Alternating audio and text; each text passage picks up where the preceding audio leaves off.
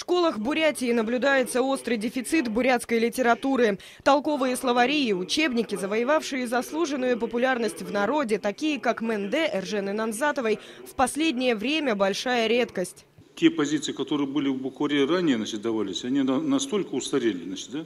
Наверное, надо будет и электронный вариант выдавать, и бумажный вариант в виде учебника такого, которым можно было пользоваться несколько лет.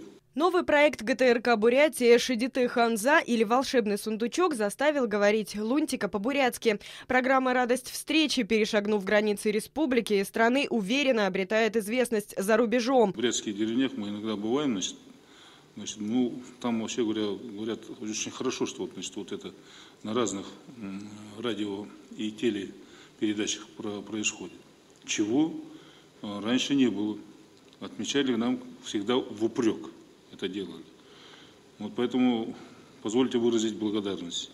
Как отметила заместитель директора ГТРК Бурятия Марина Урбаева, прямые телетрансляции крупных молебнов, учение Будды устами самого Хамболамы, живая бурятская речь, звучащая теперь не только в теле- и радиоэфире, но и активно пересылаемая пользователями интернет по всему белу свету, тоже реалии дня сегодняшнего.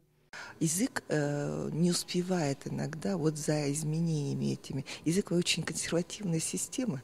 Изменения в языке наблюдаются именно в течение десятилетий. Поэтому ясно, что здесь работы еще очень много.